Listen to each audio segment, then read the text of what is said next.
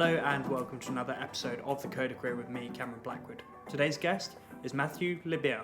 This episode is super exciting because it shows the whole journey from intern all the way up to software architect and now entrepreneur, as Mattheiu has started his own company, SalesPath, over in Paris.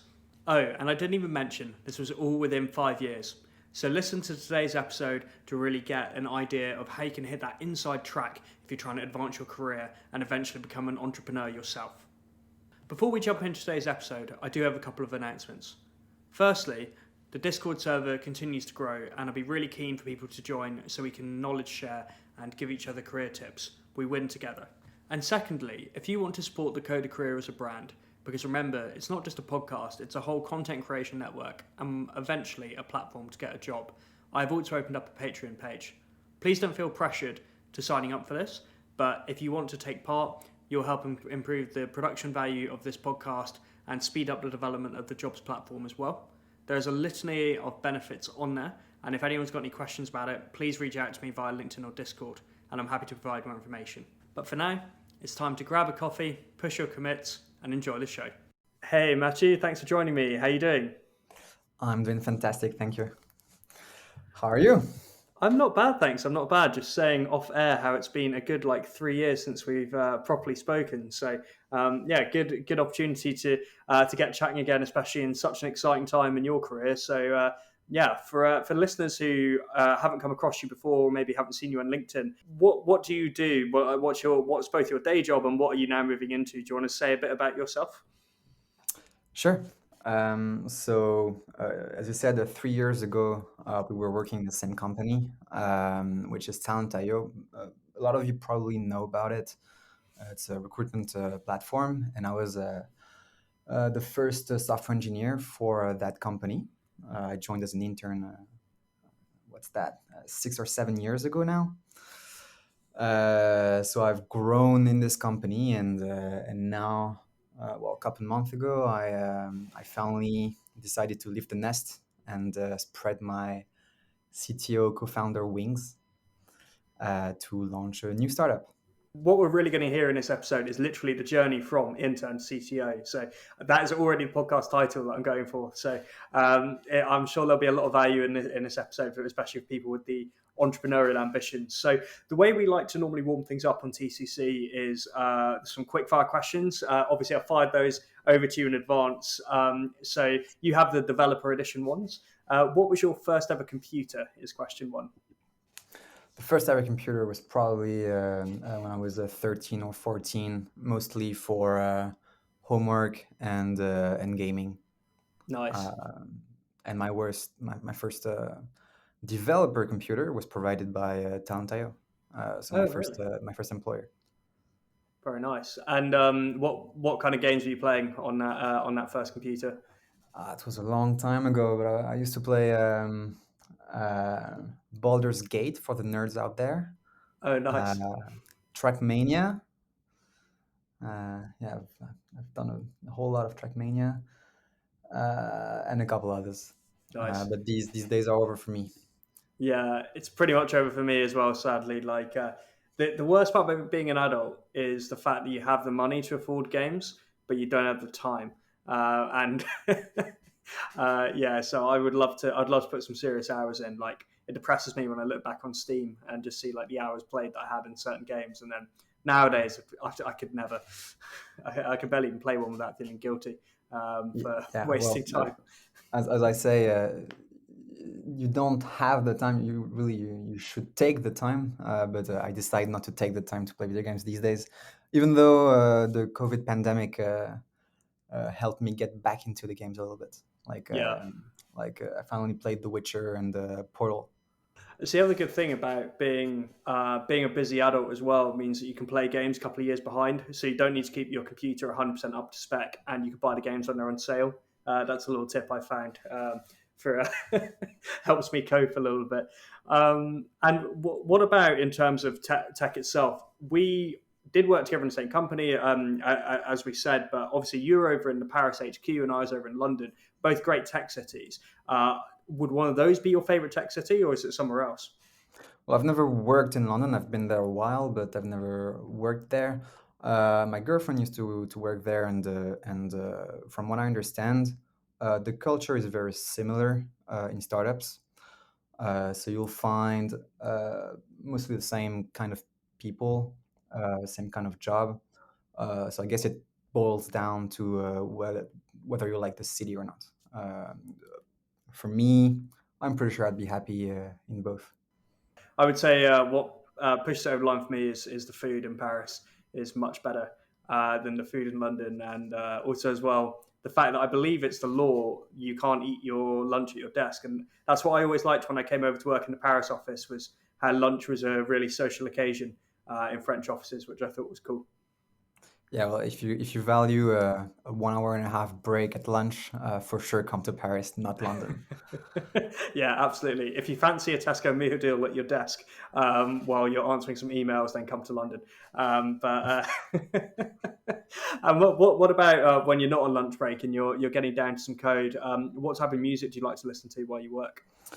So while I'm working, I usually let YouTube or Spotify decide for me, and whenever someone comes by and they recommend one, I'll put it on because I blast music into the office without a headset, and judge me if you will. Um, but some other people come and join, so we switch laptops. Um, every half an hour or so whenever someone is not happy with the music. That's I how was we going to roll. say, yeah. Does anyone get veto rights, or like, what if someone's putting on some absolute garbage? Yeah, it depends on seniority mostly. And that's why you're CTO, right? Yeah. That's the plan. And yeah, well, when you are working, would you say you're an early bird or a night owl?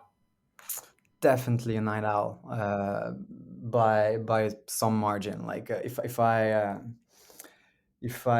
let my body decide, I'll probably wake up at 11 and go to bed working late at 3 in the morning. For some reason, I don't know why. It's just the way it is.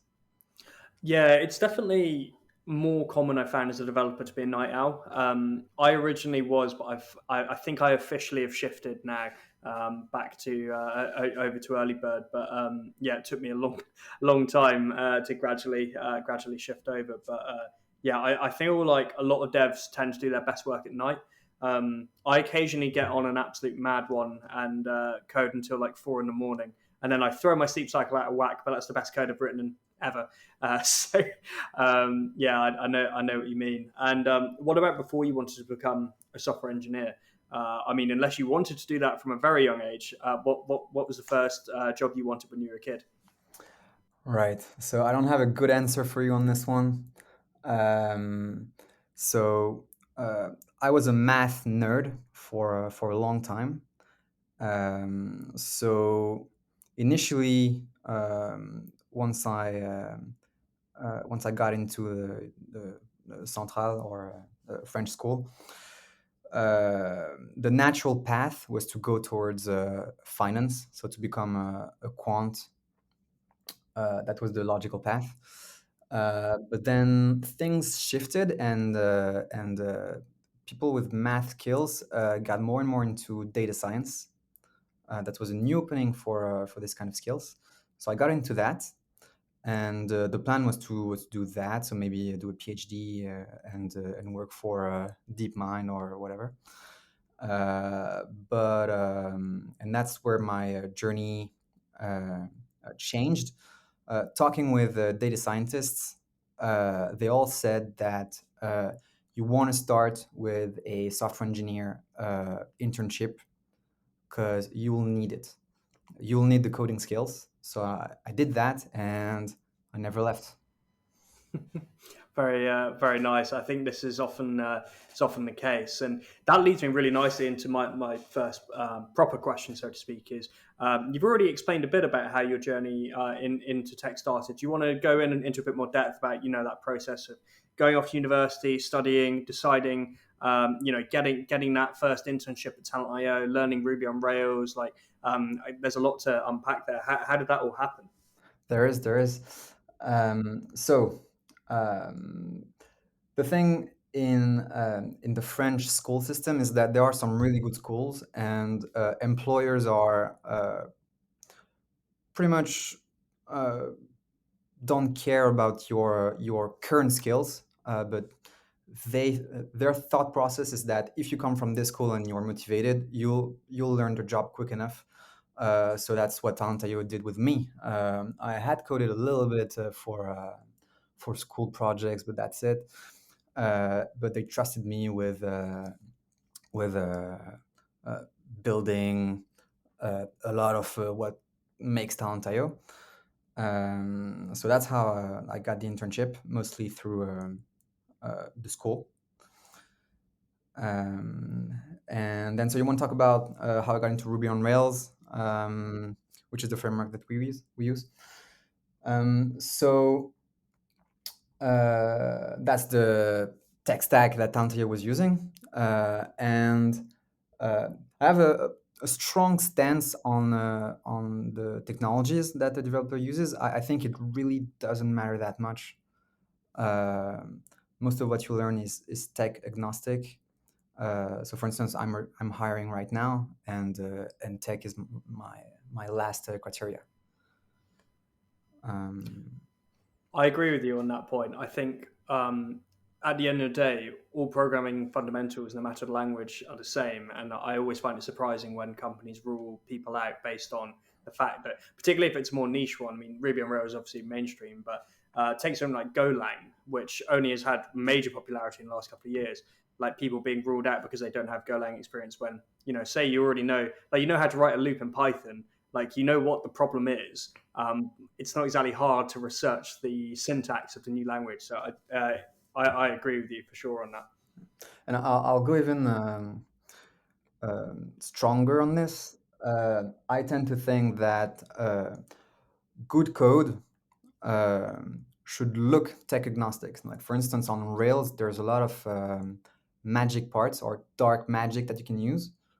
My stance is that you should avoid using this and stick to patterns that are recognizable by people in the whole industry.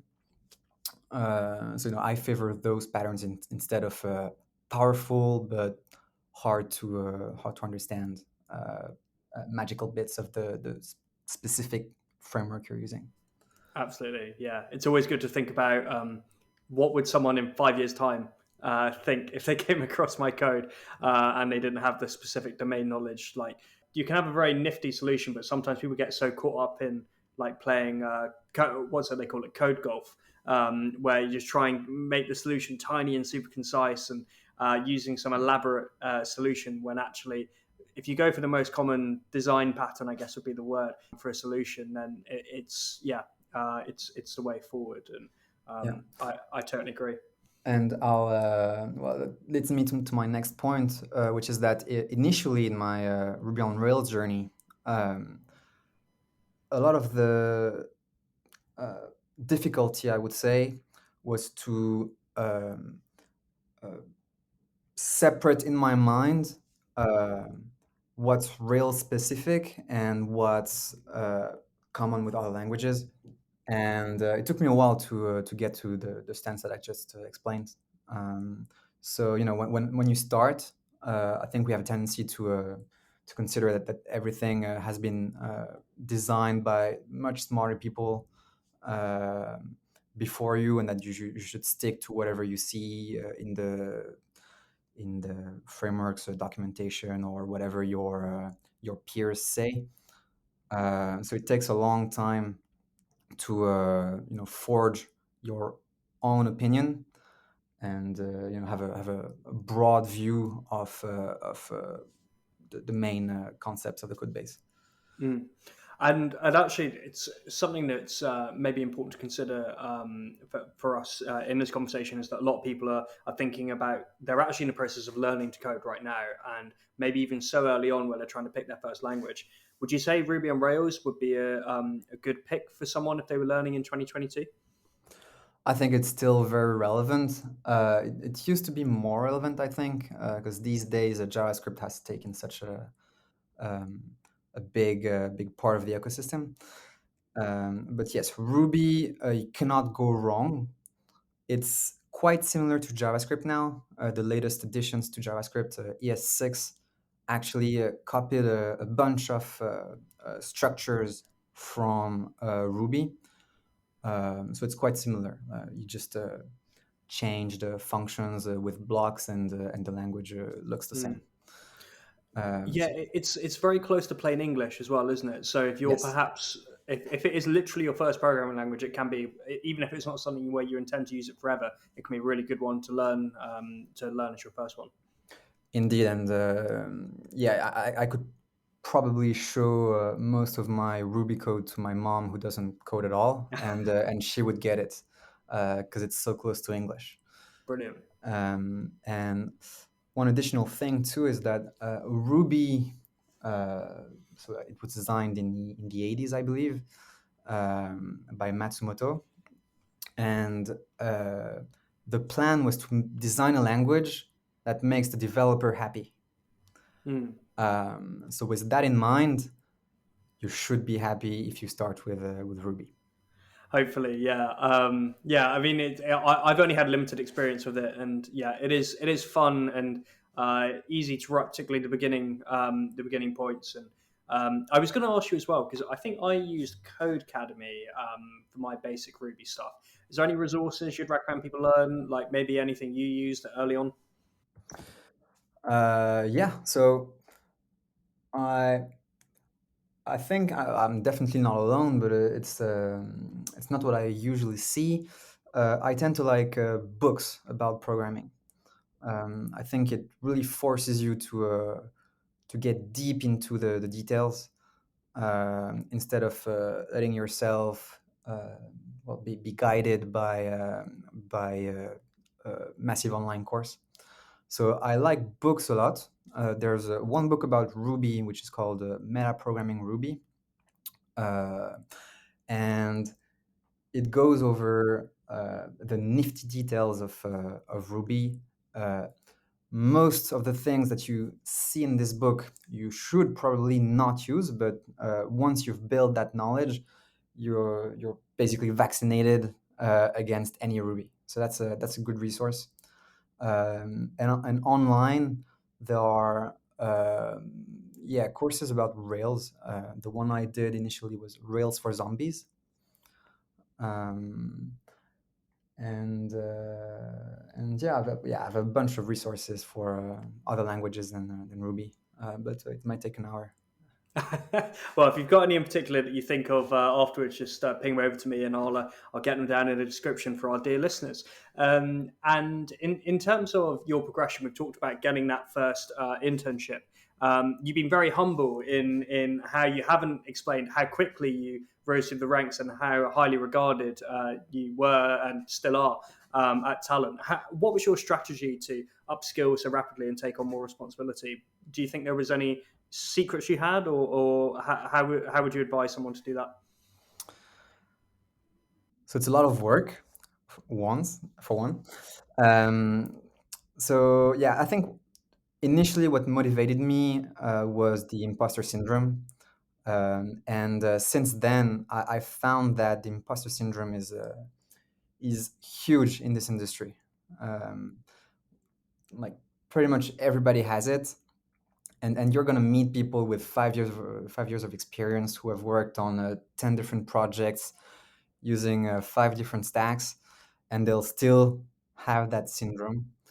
So I guess for newcomers in this industry, um, they should know that it's normal to have this syndrome. You decide how you react to that syndrome.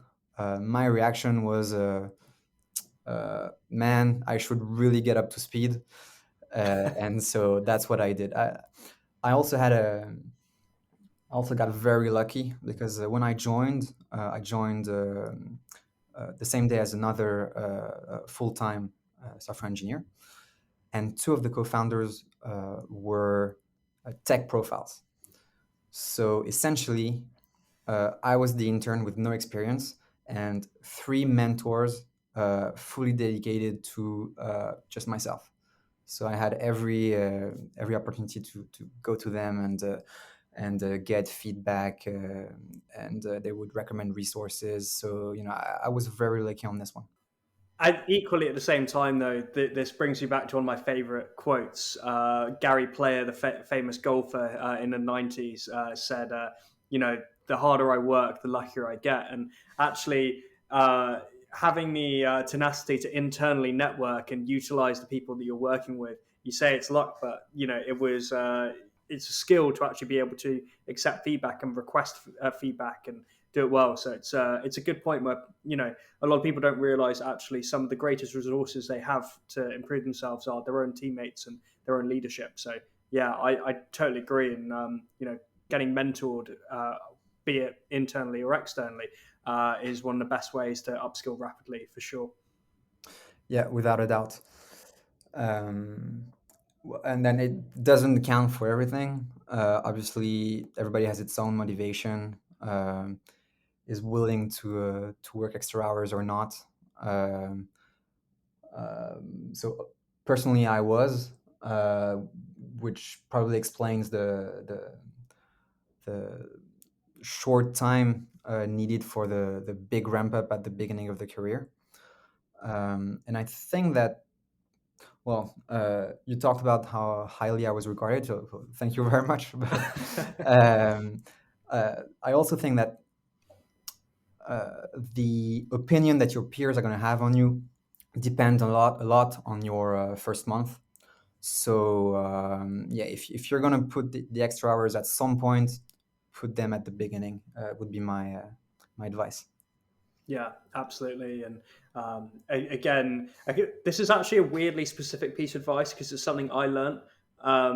But for maybe people that are university graduates, don't spend your first month trying to be seen as like the really funny one in the office, because I've done that in multiple jobs to various degrees of success, and it's something that took me a little bit too long to realize. It sometimes counts against you being seen as the funny one in the office, and sometimes it will fall flat on its face. For example, at Talent, I tried to be the funniest. I was not the funniest. It's a very specific piece of advice, but try to avoid doing that a little bit for any new graduates that are listening. And if 20-year-old Cam could listen, I would tell him that exactly. Uh, and we already talked a bit about Paris. But in terms of the wider ecosystem within it, most of my listeners are in the UK and the US, and maybe less familiar with the Parisian tech scene. What's the scene like at the moment, and how optimistic are you for the future? It's awesome these days. There are a lot of new startups. So Emmanuel Macron, whether you like him or not, some say that he's done well for the startup scene, for the tech startup scene in Paris. And I mean, just since the beginning of the year, we've had 5 unicorn announcements. Um, so to take with a grain of salt, because that's not the objective to be a unicorn, but especially when you raise huge amounts of money. But yeah, the tech scene is booming right now, and I also think that it's a really risk-less environment, or um, really there's no way to really fail if you want to start your company. So I've been there a couple of months ago, but my thought process was that um, in the worst case, uh, I don't get along with my associate. We burn all the investor money, and we crash after a year and a half. We never find market fit, and we don't make any uh, any dollars. And if you look at this, that's the worst case, but still, it's okay. It's still a good experience, and you'll be able to uh, uh, to explain this to recruiters in the future, and it's actually going to be a really good thing on your resume. Absolutely, you either win or you learn, right? Like it's never a bad thing to get involved in that, and especially if the ecosystem is allowing for that. And I think to give some context to what you said as well with the 5 unicorns already this year, it's January the 26th. the day we're recording this. So it's very impressive to, in the first month alone, 5 unicorns. So exciting times for. And do people need to speak French normally to have a job in the tech scene in Paris, or is it more like Berlin where you can get by with English, or would you recommend people learn French? Both. So you don't need it. Um, uh, at Talent, we have a couple of non-French speaking product managers and software engineers, and they get along just fine. You'll need French mostly after work. So when you're having a drink together, or during the lunch break, that's when you need it for socializing. But I'd really like to debunk the fact that French people cannot speak English. In the tech scene, that's not true. Maybe in the broader population it is, but in the tech scene, definitely not. So you can yeah. Uh, our CTO actually doesn't speak a word of French, um, so that kind of dictated the way forward for the team. And it is true actually, the stereotype I found from working in Paris quite and a lot of people do speak English, certainly more than people speak French in the UK, for sure. I actually did have a funny situation when I was on the metro. Last time I was visiting Talent's office, me and a British woman both thought the other one was French, and ended up. She asked me for directions to Gare du Nord, and both me and her spoke in the worst, like broken French, for like 5 minutes, trying to understand each other before we realised actually we both lived about 5 miles from each other in London. Uh, but yeah, it's that's interesting to hear about how you can get by with English. But yeah, I mean, if you move somewhere, you should try and learn the language, of course. And I feel like you'd be missing out a bit in Paris if you didn't speak French, because it's such a cool city with so much going on. Very, very cool place. Easy to get lost, I found, but very cool place. Yeah, I can't guarantee that you'll be able to order bread or beer, but work, yes, you will be able to without any French. Je voudrais pan. Is that how you say it, or is that saying I am bread? uh, yeah, du pain. You need another word. Would you believe I got a B in high school French? That's how bad our languages are in the UK. Yeah, um, you don't need it.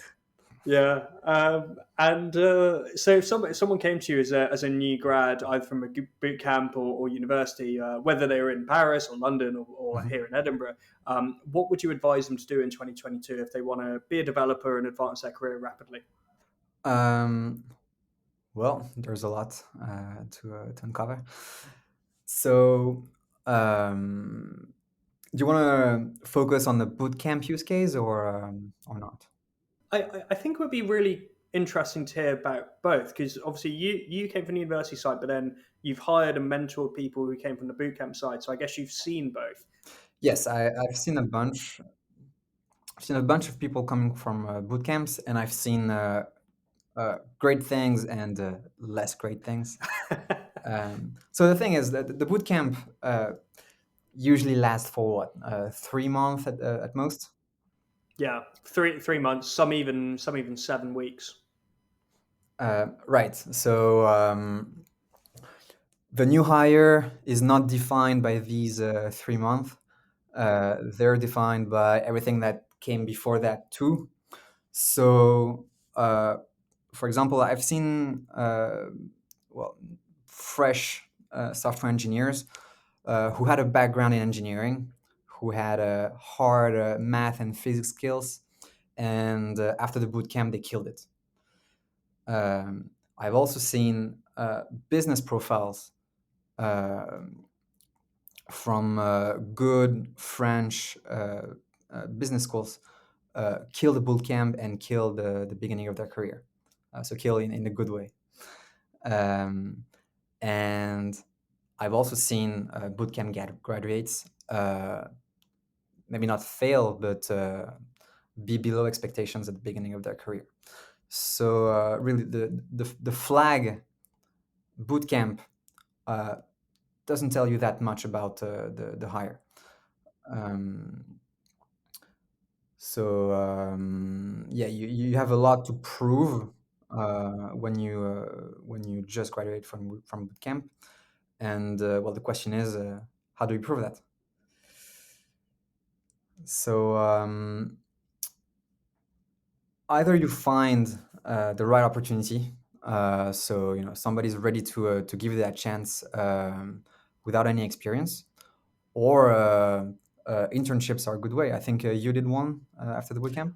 I did, yeah, and I did one before as well. In fact, actually, I negotiated a deal with a startup. I said, "I'll be your recruiter 4 days a week if you let me be your engineer 1 day a week, and I promise I won't do anything to production."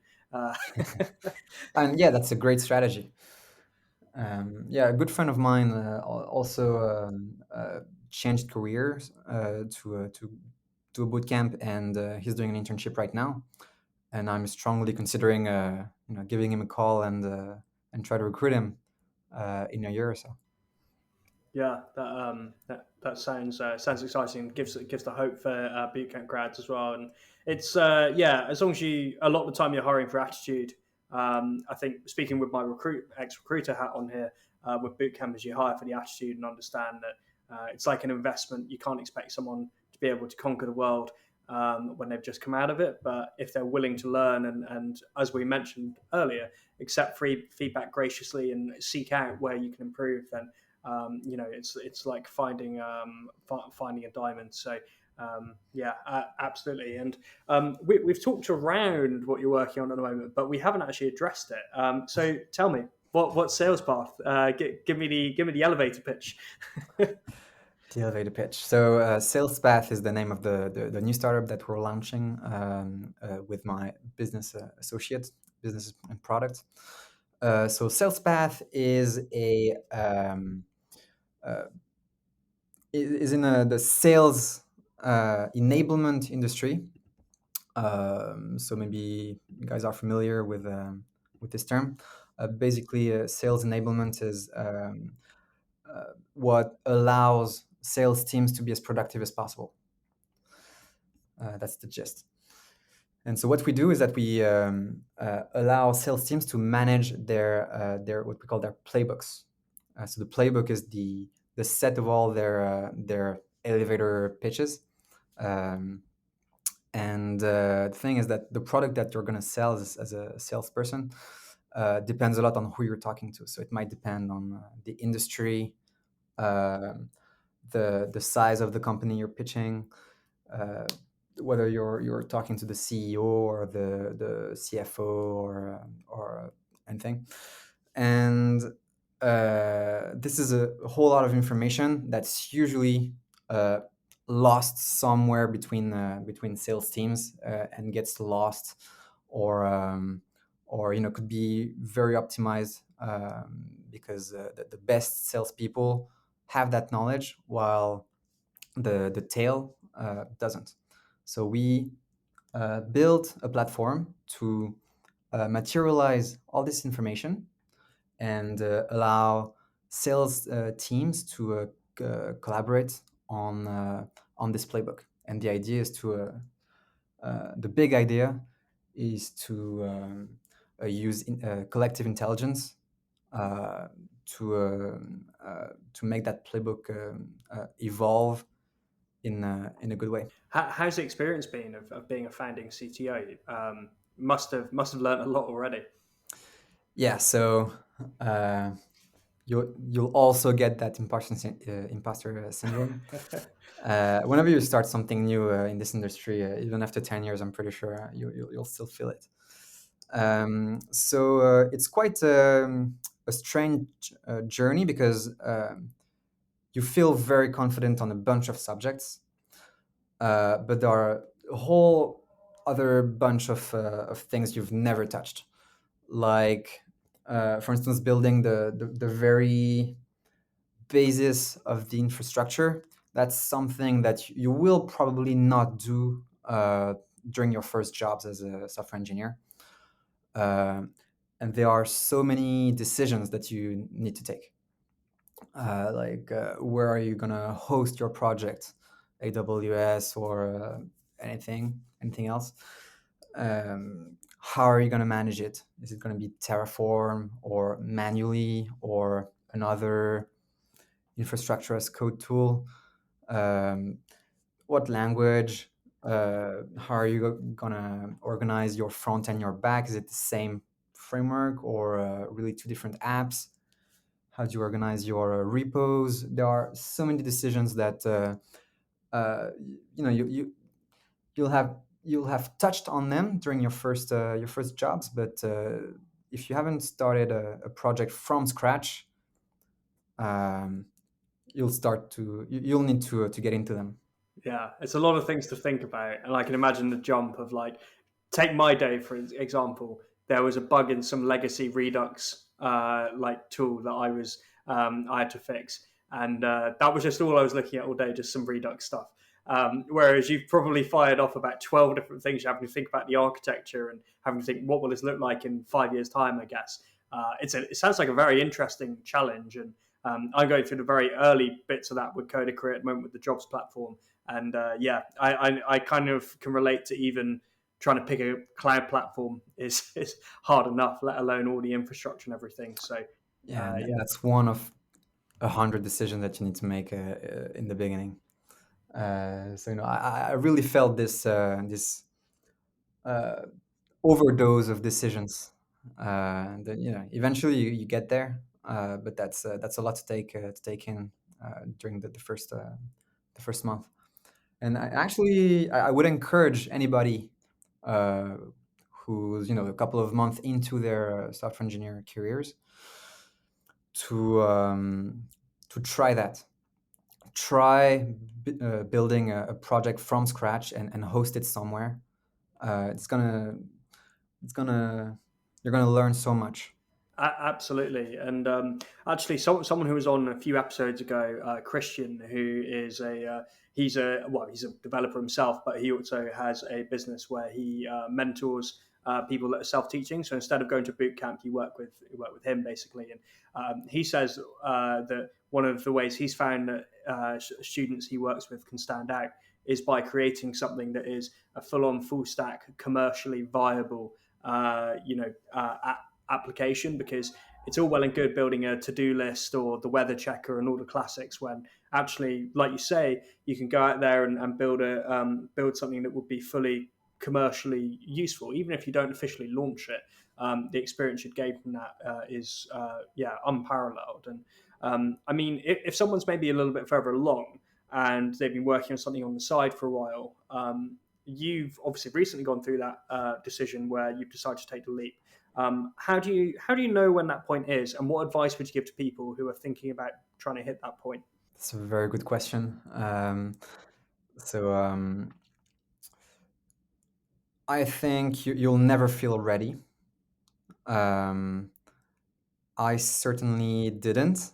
Uh, but if you start talking to people who did launch their own companies, you'll probably at some point see that on a couple of subjects you know more than them, and if they did it, you should be able to do it. I don't think there's a way to verify that you're ready. I think it's really down to do you think you have the guts to um, to jump. Um, and also saying that you'll be able to do it. Um, we find ways, and even if there are some areas of tech that you haven't really touched, you'll find the resources. You'll find somebody to do it for you, or you'll find a friend who has expertise in this and who can help you. It's been the case for me on DevOps, for instance. So yeah, you'll never be ready. Um, that's the conclusion. Yeah, I agree, and it's a sentiment that's been echoed a number of times on this podcast. And I talked about one of my previous guests again, but Ben, he was doing, I think he was doing photography or something. He'll probably correct me when he listens to this, but he basically agreed to. He agreed to design a website for someone, sort of took the contract and everything, and code a website. But he'd never really coded before, so you just have to learn in that situation. So forcing yourself to, like, it's amazing what you can learn if you just confront the reality of there's no one that's going to do it for me. I have to just learn, and entrepreneurship is such a good way to do that. And fair play to you for going for it. It sounds really exciting. And is it something? Did you always want to become an entrepreneur? Like, is it something that has always been a desire, or did you decide a few years into your career that you think you would want to strike out? I think the idea came when I started at Talent, so 6 years ago. Yeah, it just feels natural to take some risks. I found it a bit too easy to stay in a good old 9 to 5 job, or 10 to 7 in my case. Um, yeah, I really needed more risks. That's the main reason, I would say. Yeah, that makes sense, and yeah, I can see why. I can see myself doing the same thing, because it is very easy to settle into, particularly in a industry like ours where the compensation's good. Things are kind of in our favour. It's very easy to settle into into the 9 to 5 or 10 to 7, when actually there's opportunities out there, but I'd always regret not taking the risk, I think, if I didn't do it. But yeah, I can relate for sure. And you mentioned about hiring. You're hiring at the moment for SalesPath, right? I am indeed. Can you tell a little bit about the kind of profiles you're looking for? Yeah. So I know a bit about hiring because Talenteo, Yeah. that's Talenteo's business. So I got that going on for me. But really, hiring is tough in this industry, which is the reason why pretty much everybody who's motivated enough will find a spot after a boot camp or a regular dev school. So in my case, I'm looking for engineers with about 3 or 4 years of experience and an intern. And as I mentioned previously, the technologies are the last of my criteria. So really, I'm looking for motivated, smart people. That's how good companies start. In Paris, probably 50% remote.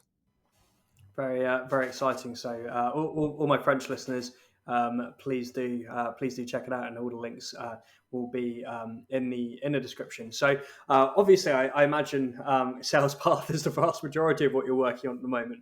But has there been anything else that you want to shout out that you've been working on, or anything like that? Yeah, well, I'm still actually working for Talent, so half and half, which is tough. But it'll be over in 2 weeks. Yeah, no side project. Well, that's already a side project, SalesPath, but that's about to It's a become full the main project now. project. Yeah. So yeah, no side project. There's maybe one thing I'd like to touch on about the previous conversation about whether you'll feel ready or not.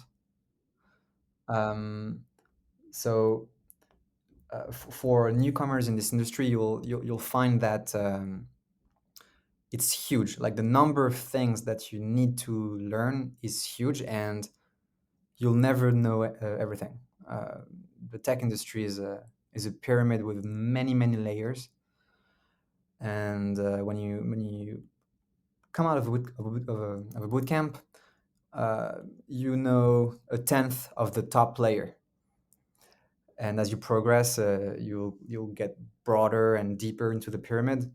But at any point, you'll only know parts of that pyramid. So your quality as an engineer is to be able to adapt to new stuff. So once you feel confident that you can learn anything, that's when you feel ready, I think. That makes a lot of sense. Once you're comfortable, then that's when and particularly with progression. I find it's good to be. I'm not a runner, but a phrase I've heard runners use is being comfortable, being uncomfortable. I think that's a good kind of saying for your software engineering career. Like if you're always not to the point of burning out, but you're always just a little bit out of your comfort zone. It's some of the best ways to progress, and like you say, know when you're ready to make the jump. Yeah, you should know that you don't know, but you should also know that you will be able to know. Yeah, exactly. It's like it's almost like the bell curve chart of.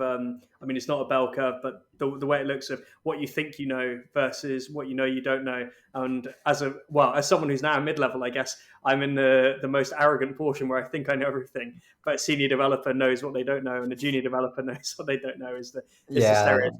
yeah. At some point, you feel like a god, and the next day, you feel like an infant. Yeah, I can relate to that a little bit too well. Particularly with my Redux stuff recently. Working on some old code for the first time in a long time. So yeah, that's been an interesting experience. Cool. Well, thanks so much for coming on. I really appreciate it. It was great to catch up and really interesting to hear about what you're working on. What's the best way to get in touch with you if people either want to find out about SalesPath either as a potential customer or, of course, if they're interested in the vacancies you described? Well, you can join me easily on LinkedIn or by email. On LinkedIn, you'll find me. The name is Mattheiu Libeer. It's going to be tough to spell. Well, it'll be in the podcast name, and it's Libeer, or have I got that completely wrong? No, you got it right. What can I say? So yeah, I read my LinkedIn now. I haven't for 5 years, so I had probably like hundreds of recruiters reaching out that have never heard from me. That's pretty bad. But now that I'm hiring, I do read my messages. So sounds good. And if you haven't got it from the podcast already, then listener, then it's always worth having a conversation with you because even I'm sure you're always happy to give people sort of advice, even if it's not something where it would be the perfect fit right now. Yeah, I'll be happy to give anybody advice. I think the tech industry needs it. There's a lack of developers, an extreme lack of developers, so anybody is welcome. And yeah, senior ones should help the junior ones. Absolutely, couldn't agree more. And on that note, thanks again for coming on. It was a lot of fun, and looking forward to catching up again soon. And thank you as well to the listeners for tuning in for another week of the Code Career. Thank you so much, Cameron.